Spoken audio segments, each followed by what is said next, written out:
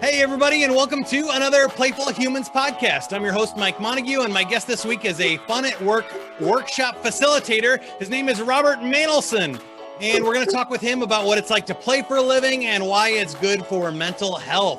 You can find Robert at powerfulplay.ca. He's from Canada, so that's powerfulplay.ca.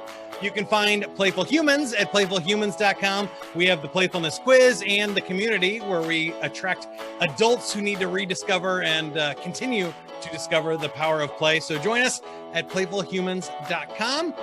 Robert, you ready? Here we go. Thank you very much, Mike. Don't wait for tomorrow.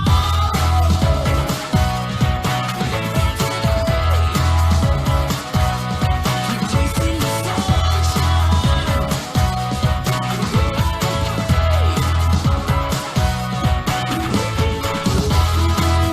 One more.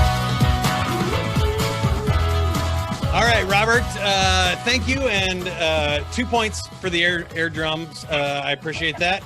We like to start with the joke of the week. The joke of the week is brought to you by paper printers, old school paper printers.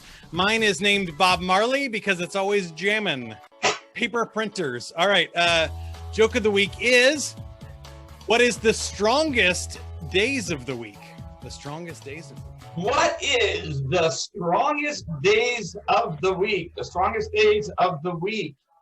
The strongest Saturday and Sunday, because the rest are weekdays. Ah! Boom! There we go. All right. I'll make a note of that. For sure. Always popular with, I say like the joke of the week is really a great demographic from like 4 to 9, I would say. That's what we're shooting for there. But you aim at adults in the workplace, and especially talking about mental health, which I think is an interesting aspect of play we haven't talked about here. But obviously the benefits of play and having fun and enjoying your life are many. Like people lose weight, they're ranked more physically attractive, they are happier, they generally make more money. There's all kinds of good stuff. But tell me about the mental health aspects of that. Yeah, you bet. Well, first of all, thank you very much, Mike, for inviting me here today. There's quite a geographical distance here from where you are and where I am, and I am so envious that you said it's close to 60 there today. Yeah. Wow. I think we're hovering at the -2 mark Celsius. So it's definitely it's not short weather yet, but you stole one of my questions. One of my questions for every Canadian is how cold is too cold for shorts, sandals, and a t-shirt? Well, anything that would be 50 degrees Fahrenheit and colder is too cold. Okay, well, I think that's a good answer. That's about what mine is, for sure. Yeah, exactly. Yeah. We mental health and fun at work and play. Am I the first guy? Am I the first guy for you to meet that's kind of bringing all that together, Mike? Yeah, I think so. We talk a lot about creativity and innovation and just, finding your passion and enjoying life, but and stress reduction, which I think all kind of fits in there. But mental health specifically, I've seen a lot of things around depression and anxiety. One of the books called Play It Away. I don't know if you've read that. Got me into this subject. Yeah. So when you say depression and anxiety, we're talking mental illness there. We're talking about a diagnosed mental illness, which is there's 4 generations of diagnosed mental illness in my family. So I've been able to go back to at least my grandparents on both sides of the family, and my sister's niece also lives with a diagnosed mental illness. But Powerful Play Experiences is about mental health, daily mental health, daily brain health. And some of the new terminology that you hear out there is mental fitness, mental well-being, mental wellness. So when I'm using the term mental health, mental wellness, and mental well-being, and I'm tying it into play, what's the first thing that comes to mind, Mike? What are you thinking? For me, I just think about stress reduction. For me, the difference between work and play is a large level of stress and lack of freedom and choice. Now you present yourself to be both personally and professionally as an awesome player in life, right? Do I assume correctly that every day you wake up and you're in a pretty good place with your mental health? No, and definitely not in 2020 and 2021 so far. 2021 has been much better for me, starting this podcast and getting back into play and really making some significant changes, I think has helped. But no, I'm a person that swings back and forth for sure. Wow. You know what? Did you catch what you said? You said by getting back into play has been good for your mental health. So why don't I ask you, what's the connection between play and good mental health? Because when we talk about mental health, it's just a subject matter. It's just whether it's physical health or spiritual health or financial health. But on a continuum, you and I are always wanting to move towards good mental health, positive mental health. So what are some of the ways in your life that you sustain good mental health, especially through play? I would say there's several things for me. For me, my physical health plays a big part into my mental health. So when I can play, get outside and walk, just fresh air and a change of scenery makes a big difference in my mental attitude and the endorphins and stuff that I get from playing and exercising and getting my heart rate up and everything there. And so, can I just say something? Because you said something really cool that most people don't actually consider. You equated your physical health and being active to contributing to your mental health. So I want to give you a big standing O there, Mike. A big standing O, because that puts you way ahead of the average everyday person who will separate physical health from mental health. So most often when I talk to people about, hey, how's your health? How's your mental health? There's a lot of reservation around that for fear that I might be talking about mental illness. So just a quick point, there's a huge difference in definitions between mental illness and mental health. But what I love about what you said is that you see the relationship, the holistic approach between your physical health, your physical well-being, and your physical wellness as being part of your overall mental health. And as a man, Mike, you rock, bud. That puts you way ahead of most men out there who are very uneasy talking about mental health and separated from physical health. But you did it. You talked about it. And you were so easy in relating to the power of play and activity and fun. And you said creativity as not only contributing to your mental health, but to your good physical health. Are you married, Mike? Do you have kids? Am married, no kids. Yeah. So how about you? So how does your wife feel about you being a leader in the field of health, mental health, and taking care of your mental health every day through play and activity, knowing that also contributes to your physical health? She must think you're way ahead of most guys out there. Well, that's interesting because I think she does not have as playful personality as I do, but she did meet me as a DJ in a bar, so she knew what she was getting into.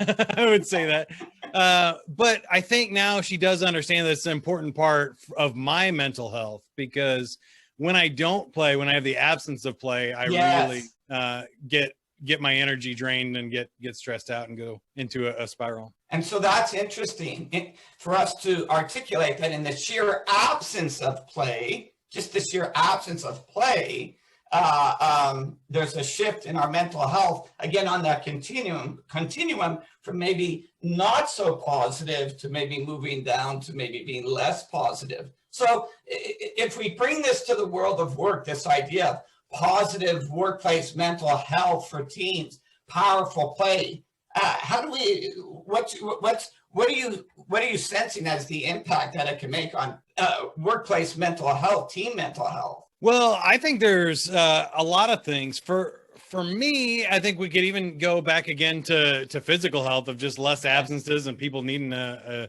dang day off, right? If you're not burning out, that means by default you are more productive and more energized in your work. But the other one for me that I was going to mention personally is I feel like I have a couple of tanks in my brain. And so I don't know if it's left brain, right brain, or in the DISC profiles, you do like extroverted, introverted, or tasking people. But if I do too much public speaking, or when I'm DJing and I'm out in front of a whole bunch of people, I will afterwards just be drained and be like, okay, I need to like read a book or work on the computer for a while. And if I am behind the computer all day designing websites or writing a book or something, at the end, I'm like, oh my gosh, I need to now switch gears and get out and meet some people and do something fun. And I think that balance is a bad word, but that variation is healthy for people. And a lot of people don't get that. They get stuck in one mode, especially at work, that if they were more variable, they would have more fun, creativity, and more health. Well, let me add a quick piece to that. You said extrovert and introvert. There's actually a third term out there. It's making its presence. It's called ambivert. Right. So, Mike, you're a little bit of everything. A little bit of extrovert. You're a little bit of introvert, but you know where you get your energy from, and that's that knowledge, that knowing where you get your energy from. Being like you articulate it so well, Mike, and that's good mental health. That's good mental. The fact that you can think it, you can say it. You can write it down and say, I know where I get good energy from in my introversion world and in my extroversion. Yeah. That awareness and that ability to articulate it and then go do it, like that's good mental health. And that's the beauty of mental health and play. We didn't invent this, Mike. These are terms that have been around since the dawn of time. What we're doing is saying, this is easy. This is not complicated. The idea of play just for the sake of playing and having fun, shit, that's good mental health, right? You know, being aware of what gives you good energy, you know, in work or in play, being able to be aware and articulate it, that's good mental health. And then taking action and doing it and sharing it with your significant others, shit, that's good mental health, right? So yeah. I'm not bringing anything that you and I don't already know and the general population doesn't already know. We're just attaching new words to it, or not new words. We're attaching a terminology that most people say, whoa, wait a minute. I am not attached to that thing, mental health. Now we're talking about a whole new ballgame. So I find out to change the language, especially when I'm talking about the value of play in our everyday life, and get away from words like mental or words like health. So if I said to you, Mike, how's your wellness today? How's your well-being? You know, how's your health mentally? You're probably more apt to get comfortable with it in your moments of play than if I said, hey, Mike, so how you doing? How's your mental health? You know, it's like, I don't know. It sounds like a sickness. It sounds like, so we have to be a little bit cautious that the world might not be as ready about talking about mental health and the power of play as addressing it, especially during these COVID times. Yeah, what are you thinking about? You're right on that. And I think even changing the words there is important because everybody does the, you know, meeting, hey, how you doing? Great, good, fine, okay, and move on. And changing those words allow people to open up and actually answer the question, right? That's what we want them to do. But I wanted to get to know you a little bit better. What energizes you and what do you do for fun? Well, right now, what energizes me is this. It's meeting one of my tribesmen. And it's pretty awesome. You and I just met very informally, no less than 3 days ago. And here I am as a guest on your show. And I'm so honored. I'm so honored. Here's the irony that is me, Mike. Here's the irony. So I live with and manage depression and anxiety, right? 4 generations of mental illness, diagnosed mental illness in my family. The creator and facilitator of powerful play experiences, positive workplace mental health for teams for 14 years now. And in my personal life, I'm probably not the most playful guy. I'm probably not committed to the type of play that I bring to my work. And I'll tell you why. Because my play needs, my need for a type of play is met during work. It's met during the workday. So when I come home, play has to feel differently. So I'm out in the garden. Right? So I'm outside with my cats. So my wife and I are going for another walk on the paths here around Beaumont.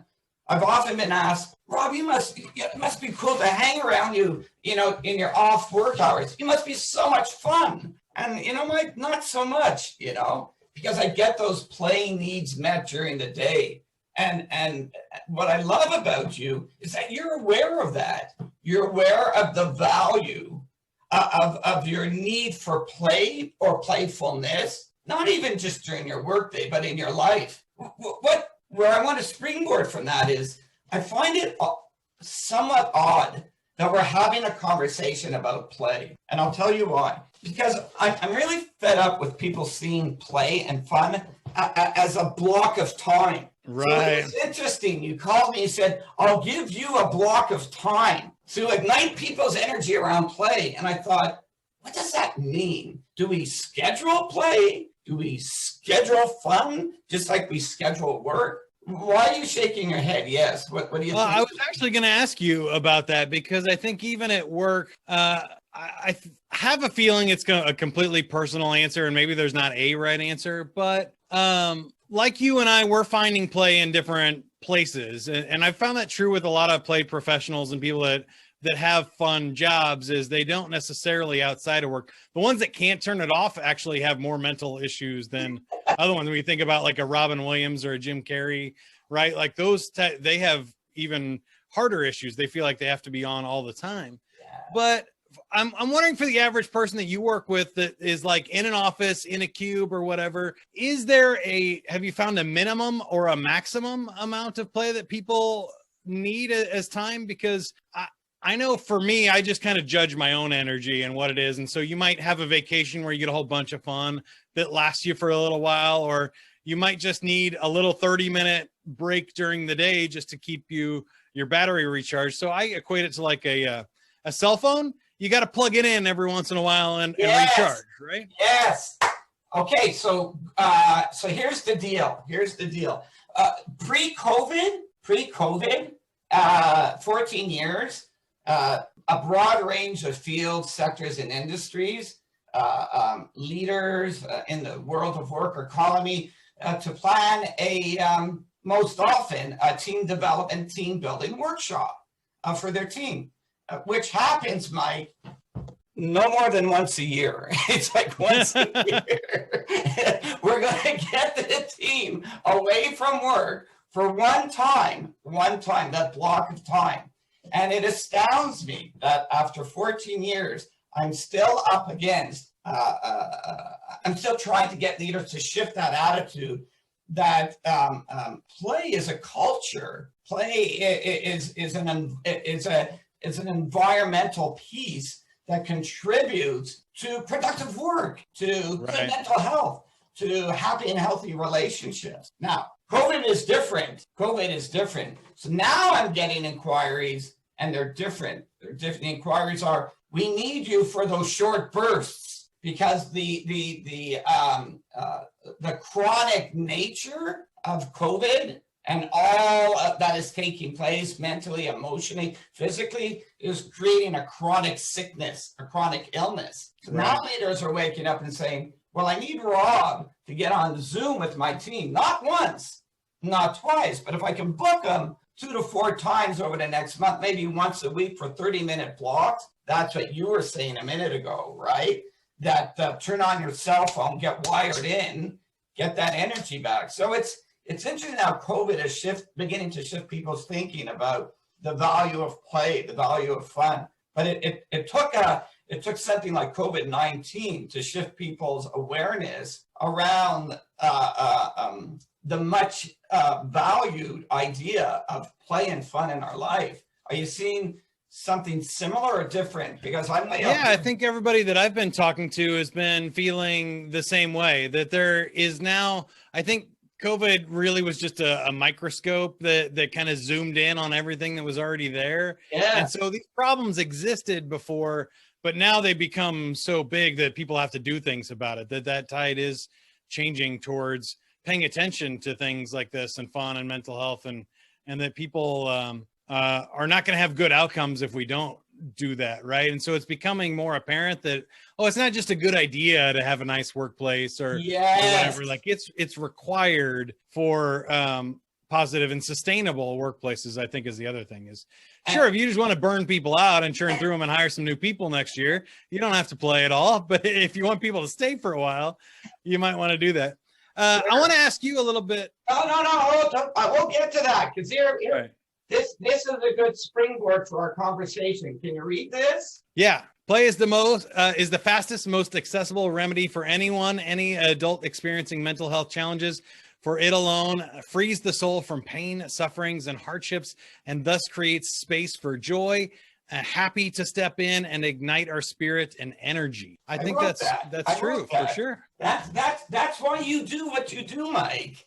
You might not articulate it that way, but that's why you and I do what we do. And your comment around let's see a shift in the workplace from embracing the idea that it's part of life. Play and fun is just part of life. It's not separate. Okay, you have a question. I want to step back from the topic a little bit and get to know you just personally, because I think it's interesting for people that do play for a living, how they got into it and how that journey was, because like we just were mentioning with corporations, I think it's something that people have to evolve into. Like, it's not standard in our culture that you should have fun and enjoy your job and be able to play for a living. That I think our society sees it as frivolous. So you mentioned you've been doing this for 14 years. That's a long time.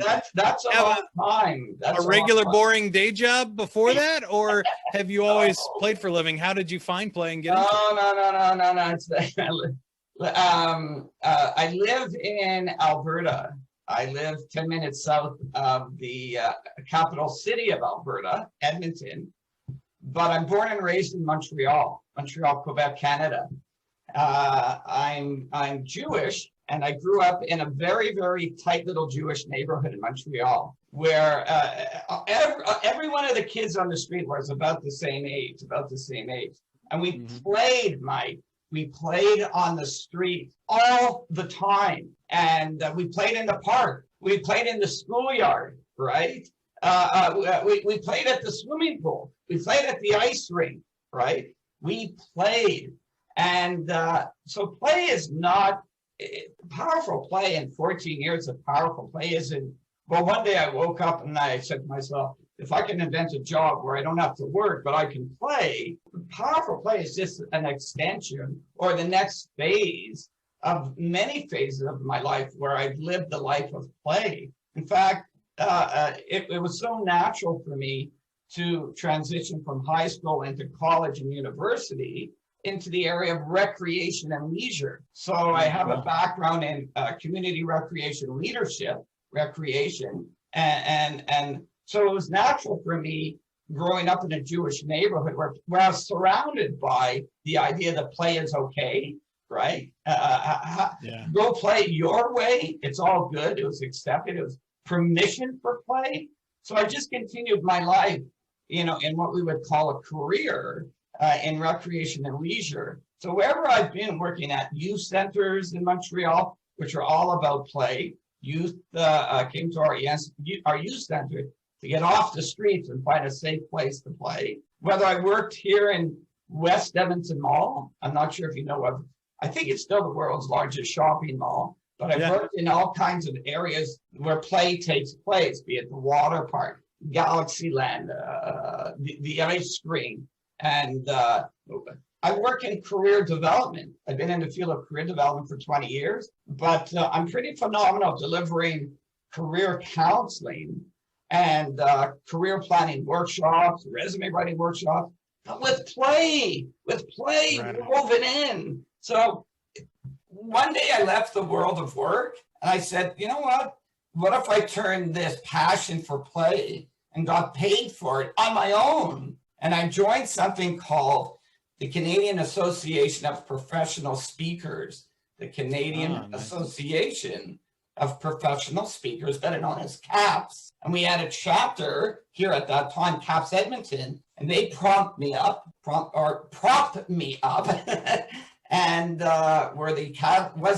being a member there was the catalyst to help me begin powerful play experiences. So it's been a great journey to Awesome.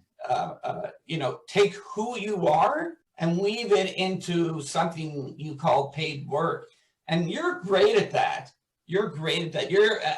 And even, I'll say it again, even as a male, to look at yourself in the mirror and say, who am I first and what are my passions? And how do I weave that into work that I'm doing? That's a concept that is only beginning to gain momentum.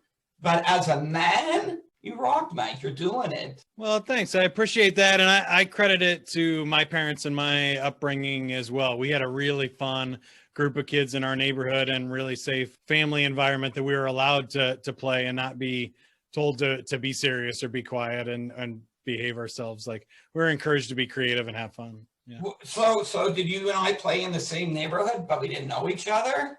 Yeah, I think so. I think that's how we ended up very similar here, a few decades later. So I have one more question for you, and then I want to play a game with you. Is there anything left on your fun bucket list? Do you have a dream gig or something that you've always wanted to do that you haven't checked off the list yet? Well, let's not put a lot of thought to that.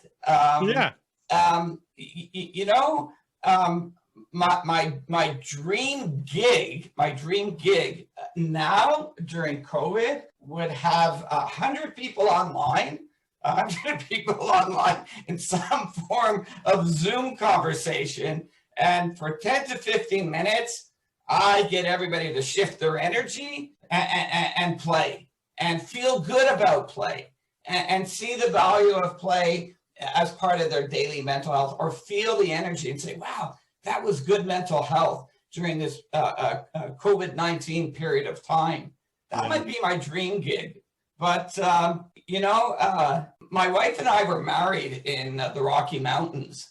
We eloped, here in Canada, in Banff and Jasper, and here in Alberta. We eloped, and we were married at one of the most spectacular glacier lakes here in Banff, Alberta, surrounded by 10 beautiful mountains with snow peaks.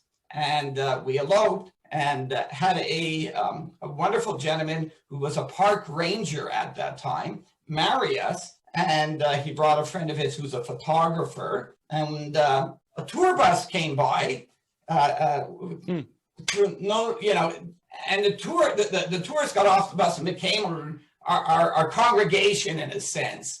So if I can go back with Sharon and maybe redo that marriage there again, that's a dream. That's something. And you can hear in that story, awesome. There's a lot of playfulness to that, right? That's the whole thing, Mike. Play is not a time slot on somebody's calendar, though the world of work operates in that context. So before COVID, they say, I'll book you for a workshop. I'll give you a half day. And can you do something playful and fun with the team? And I say, awesome. So what are we going to do to follow up and keep the energy moving forward? And most say, no, it's just one day. It's a scheduled event on your calendar. So folks like you and I, we are really champions for play. We're champions for mental health. We've got to work on the world of work to get them to shift their thinking that it's a culture, it's an experience. We're creating an environment of healthy people in all that we do together. I'm very philosophical this morning. I don't know why. Yeah, that's all right. I like it. I'm with you. And between this recording and the time it will air, my wife and I are celebrating our 10th wedding anniversary. Wow. And we're going back to San Diego where we got married. And we're going to have some fun out there. So I think that's awesome. That's great. And are you ready to play a game? Am I ready to play a game? If we weren't playing, something wouldn't be right here. Right. So I spun our wheel of games that has 10 games on it, and you got awkward questions. So I'm going to ask you a couple of these. I'll answer them too. But first one I think is pretty easy. What advice would you give yourself at age 15? If you could go back, time travel to when you're 15, what advice would you give yourself? What advice would I give myself at age 15? Don't be consumed. Don't be consumed by the size of your nose, worried that the large size of your nose is a giveaway that girls don't want to date you. Don't worry about the size of your nose. Well, that's great advice, and I didn't even notice in anything. And so you're fine. You're completely fine. Yeah, hopefully you've let that go a long time ago. Now, for me, I would say don't be afraid to play and follow your passions. Yeah. Like, it's not as scary as it sounds, and don't take everything so dang seriously, including your nose or other appendages. Yeah, that's where we're going with that. What's the weirdest gift you've ever received? What's the weirdest gift that I've ever received? The weirdest gift. Oh, wow. The weirdest gift. I don't think it's so much as a thing, you know. I received my most favorite lip chap, you know, as a gift. I think the weirdest gift that I've received is comments in my workshops, my Powerful Play Experiences workshops. And it always comes down to comments like, this is at the tail end of the workshop, and everybody's high-fiving each other. It was a great time, great experience. People say, man, you know, I'd love, and I think I mentioned this before, I'd love to hang out with you on the weekends. You must be so much fun. So much fun. And I always find that it's weird. It's weird that people are, by what they see in front of them, you know, the guy with the green Converse, you know, and, and the shorts and the ball cap, and they go, oh, this guy must be fun. So they're putting me into a context, not knowing the bigger part of my story. And I always say in my head, oh, you just don't know. You just don't know. Fooled them. What's that? Fooled you. Yeah. There's days where my mental health is not in a good place. So I'm not sure you want to hang out with me 24/7, but I always find that a bit weird how people put you in a context. Yeah. But the flip side is I'm thrilled that they feel energized about the play and want to continue the play outside of work. And that's pretty cool. Yeah, that's awesome. I would say a similar thing, since we're getting philosophical. I've received funny gag gifts before, but I like that. I think weird compliments, like you look different than you sound when I was on radio, or being able to fail in front of large groups of people is an awesome gift, because it strangely, it makes you bulletproof, and it makes everything else so much more appreciative of life and the successes and stuff. So that's awesome. All right, final thoughts here. Any asks or gives to the audience? Again, the website is powerfulplay.ca. We've been speaking with Robert Manolson, and he does play facilitation workshops. So if you're around Edmonton, or you want to bring him in or do one virtually, go to powerfulplay.ca. Anything else you'd add, Robert? Yeah, it's been a bit of a challenge to pivot Powerful Play Experiences, as it's always been for 14 years online. If you go to my website, it might look like a pre-COVID website in terms of what I did before COVID. So we're just in the midst of making some changes. If you're interested, a number of friends of mine, alongside a number of friends, we've put together something that we call Let's Crush COVID. Mental health conversations start right now, right here, with your online social workshop experience series. And I'm in the business of organizing people into virtual discussion groups, bringing together 5 people into virtual discussion groups for some not so heavy, but light conversations around, hey, your daily mental health, and supporting each other through conversations in a virtual discussion group. So that can be done anywhere across any virtual platform. If it's something that sort of captures your attention, the information is right there on my homepage. I want to thank Mike. It's not every day that I meet a fellow tribesman, and I want to let everybody know that you're delivering a great message, and you're doing it from the heart, and you're very authentic. And I wish you great success in everything that you do. Just keep on being you. Thanks, Robert. I really appreciate that. And same to you. It was great talking with you. And I appreciate you taking some time here to chat with all of us and help us with our mental health when it is needed so bad right now. So keep up the mission. Keep up the great work. Thank you. You can find out more about Playful Humans at playfulhumans.com. Again, there's a Playful Personality Quiz, which is fun. BuzzFeed style quiz where you can find out how you like to play. And then join that community, join the club of Playful Humans who are there to encourage and inspire more playful living. So that's it. Go play.